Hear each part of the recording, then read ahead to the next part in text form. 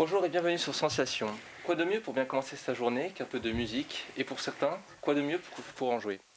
Aujourd'hui, pour en parler, nous recevons Geoffrey Vargetas et André Apulli, le duo à l'origine du groupe Frege. Bonjour.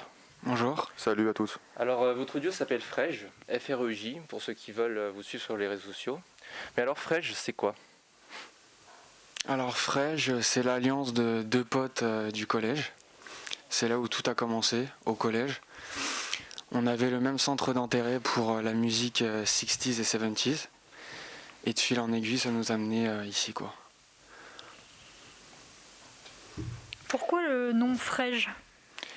Alors Frege, c'est une grande histoire. C'est la mère d'Andrea, en fait, qui en verlan, Geoffrey, ça fait Frege, à ce qui paraît. Il faut savoir que c'est très dur de trouver un nom original qui correspond un peu à l'image. On a cherché. Et à un moment donné, il fallait qu'on protège nos œuvres avec notre nom de scène. Il fallait qu'on choisisse. Et on s'est retourné vers Frege du coup. Parce que c'était ce qui correspondait le plus à l'image. Son nom en verlan et l'origine qui vient du coup de ma mère. Au niveau créatif, quoi. Donc ça fait un bon match, quoi. Vous avez créé le groupe quand et surtout pourquoi ? Alors le groupe, il a commencé, on va dire, en 2017. Voilà, on a commencé à se produire dans des bars irlandais, vers le Pont-Neuf par exemple, le Highlander. Et ensuite, de fil en aiguille, on a commencé à composer et travailler ensemble. Andrea plus pour les paroles et puis moi plus pour le côté composition. Et comment vous êtes-vous rencontrés tous les deux ? Alors, on se connaissait déjà depuis vraiment, je dirais, l'âge de peut-être 8 ans, 7 ans. En primaire. Mais on n'était pas forcément potes et on s'est vraiment rapprochés en quatrième. Donc en quatrième, on a quoi, 14 ans, 13 ans. Et ouais, le centre d'intérêt, c'était vraiment qu'on avait les mêmes goûts musicaux et qu'on était assis plutôt au fond de la classe. Donc ça nous a rapprochés et si vous voulez, après, c'est vraiment une succession d'événements. On aurait pu se perdre de vue 15 fois, quoi. Mais tout part, on va dire, vraiment de notre appétence pour les musiques, ouais, 60s, 70s, 80s même. Exactement. Alors qu'à l'époque, les gens étaient plus rap ou électro, quoi.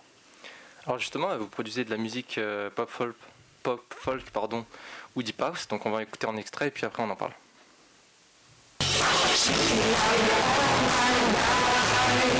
I didn't want to stay in the shadows. A hungry of success I've had. I didn't want to stand in the shadows. I took the things I used to face. I couldn't beat it one more time. I didn't have a bandit. I had some visions. I swam against children. I dug into work. Alors justement, quelles sont vos influences musicales pour composer ? Alors, ça part de Divaphone, voilà, pour un groupe qui nous ressemble fortement. Et ensuite, ça va par Foster the People, Tame Impala, entre autres. Beaucoup de groupes en français chantent en anglais. C'est votre cas. Pourquoi le choix de l'anglais ? À vrai dire, c'est plus... c'est pas vraiment un choix en fait, c'est plus le feeling. C'est une évidence. Ouais, le feeling qui veut ça. Geoffrey, c'est évidemment chanter en français, en anglais, mais en réalité on peut chanter toutes les langues, même celles qu'on sait pas parler. Mais c'est juste plutôt parce que on a été vraiment bercé par la culture anglo-saxonne dans la musique et c'est la musique qui nous parle tout simplement. Bien qu'on affectionne évidemment la musique française, en français. Mais c'est plus naturel pour nous artistiquement de s'exprimer en anglais, voilà, tout simplement. Comme nous venons de le dire, vos textes sont en anglais. Pourriez-vous expliquer rapidement les thèmes abordés dans vos morceaux pour nos auditeurs non anglophones ? Alors, l'amour, voilà, dans 90% des cas. Et ensuite, après, l'état d'esprit, le mindset. Et ensuite, un petit peu l'actualité de ce qui se passe dans le monde actuellement, dans notre prochaine EP où ça parlera entre autres de ça. Le mindset, c'est quoi à peu près ?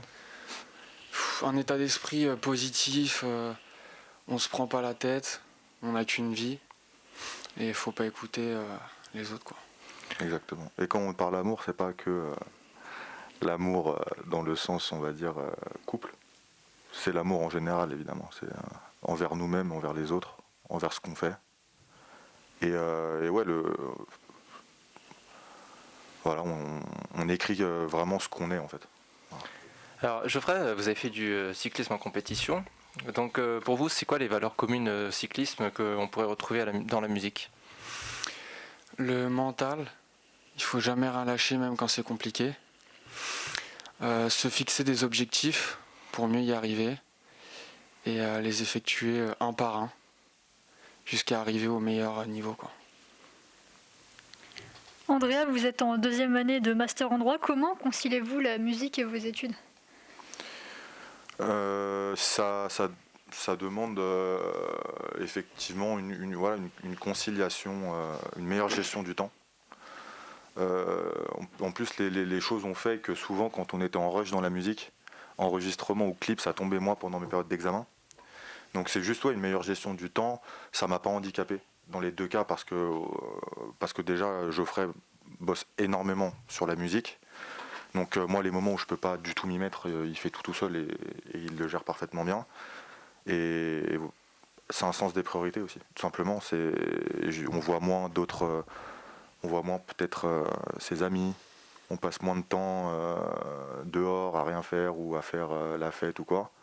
Et on se recentre un peu sur ce qui est essentiel, quoi. On peut déjà retrouver vos chansons sur votre chaîne YouTube. À quand un album physique?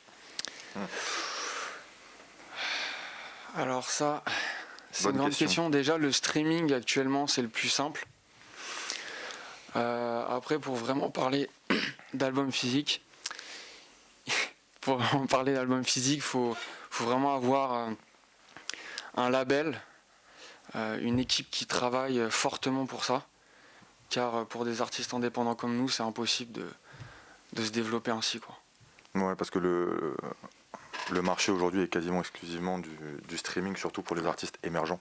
Pour les artistes établis, c'est différent, mais pour les artistes émergents, le physique, c'est symbolique. C'est plus symbolique qu'autre chose. Nous, évidemment, on aimerait avoir nos albums physiques, au moins pour les distribuer autour de nous, pour avoir quelque chose qui se touche, quoi. C'est toujours beau, mais c'est pas la priorité pour le moment. Et on aura du physique le jour où on espère, on aura une structure qui nous fera confiance. Voilà. Donc le physique est symbolique, mais pensez-vous vous produire sur scène dans le futur? Bien entendu, c'est ce qu'on voulait faire au début, avant le Covid. Enfin, la Covid. Avant la Covid, on avait pour but de se produire en concert. Et malheureusement, on n'a pas pu, mais c'est vraiment notre objectif. J'espère fin 2021, si c'est possible, de commencer à se produire dans des petites salles. On verra ce qui adviendra. Là, on n'est pas trop maître de ce qui se passe, quoi. Malheureusement. Alors vous avez sorti quelques morceaux jusqu'à présent. Quel est celle que vous aimez le plus? C'est le morceau que vous aimez le plus, celui que vous aimez le moins? Pour ma part, je vais dire Away From You, car c'était le premier son qu'on a produit. Réellement, on a abouti, quoi. Le mixage, le mastering, tout ça en studio. Et notre premier clip, qui est vraiment magnifique à regarder. Et c'est là où on a vraiment commencé à travailler avec des professionnels. Et on voit le résultat, quoi. Donc Geoffrey, vous êtes au chant. Andrea, vous êtes à la guitare. Vous avez déjà pensé à inverser les rôles pour une chanson à l'avenir? Non. Non. Pourquoi? Non, on va dire chacun a un peu son truc. On est tous plus ou moins doués pour certaines choses. Et après, moi je préfère rester guitare-voix, on va dire, et Andrea à la guitare. Pourquoi pas des petites voix, mais de là à chanter quelque chose, voilà. On n'y a jamais vraiment pensé, quoi. Ça se fait naturellement. Les backs, oui, sur scène, parce que c'est de coutume, en fait, finalement, que les musiciens accompagnent le chanteur dans certains moments. Mais non, le chant, je ne pense pas être fait pour ça, du tout. Vous partez seul sur une île déserte, que mettez-vous dans votre playlist? Bonne question. Moi, je pense, du Foster the People, comme je dis. Du hard rock aussi, parce qu'on aime vraiment beaucoup ça.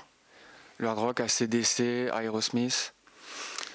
Et Et fraîche. Ah, c'est une bonne question ça. Qu'est-ce qu'on met dans notre playlist? Et vous, Andrea, vous mettez quoi? Si je réponds à côté, c'est grave. Non, mais maintenant avec le streaming, on met ce qu'on veut, quoi. C'est ça la C'est magie, vrai. la magie du streaming. Donc non, je garde ma playlist qui balaye absolument tous les styles. Et c'est pareil pour Geoffrey d'ailleurs. J'ai dans ma playlist, ça va du Eddie Mitchell à Jul. Donc voilà, on va rester sur une musique très, très large, quoi. C'est éclectique. Merci Geoffrey Vergetas et André Puy du coup d'avoir été avec nous. Je vous Merci à rappelle vous. que donc, vous êtes le créateur du groupe du même nom. Merci aux équipes techniques de l'ISCPA, l'Institut supérieur des médias de Paris.